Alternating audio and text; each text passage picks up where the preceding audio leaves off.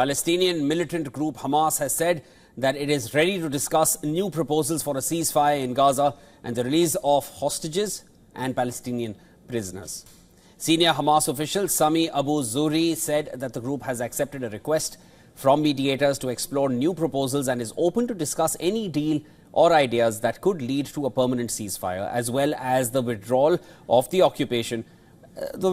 Israeli troops from the entire territory and lift the blockade. The movement's delegation confirmed that the movement is open to any agreement or ideas that end the suffering of our people in Gaza and stop the ceasefire once and for all, and lead to the occupation's withdrawal from the entire Gaza Strip, lifting the siege, providing relief and shelter support to our people, rebuilding and reaching a serious deal for the prisoners. The decision comes after Gaza's Civil Defense Agency said an Israeli airstrike on a residential block in northern Gaza's Beit Lahiya killed nearly 100 people on Tuesday. At least 20 children were among the dead. Video footage showed several bodies wrapped in blankets on the ground outside a bombed 4-story building.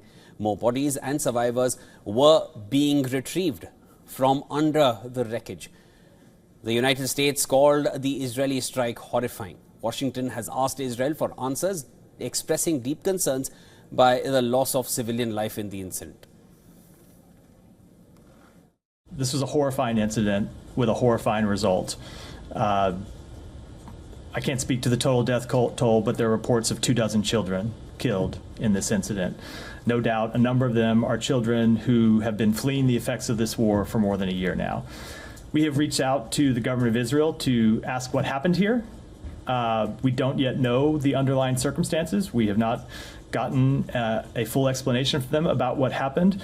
But you step back and look at where we are in this campaign.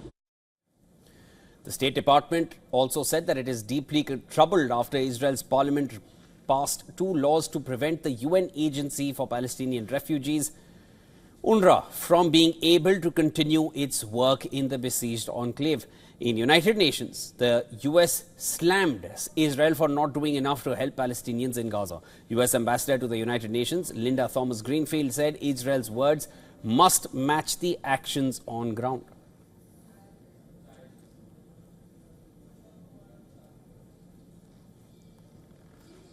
At the same time, the United States has made clear to Prime Minister Netanyahu that 1 year into this conflict, Israel must address the catastrophic humanitarian crisis in Gaza, that the United States rejects any Israeli efforts to starve Palestinians in Jabalia or anywhere else, and that Israel's words must be matched by action on the ground. The envoy also reiterated that the US threat to withhold arms from Israel and warned Israeli Prime Minister that there is no alternative to a UN aid agency in Gaza. She said Netanyahu must address the catastrophic humanitarian crisis in Gaza. Meanwhile, the IDF announced that 4 Israeli soldiers were killed and an officer was seriously injured during fighting in the northern Gaza Strip on Tuesday.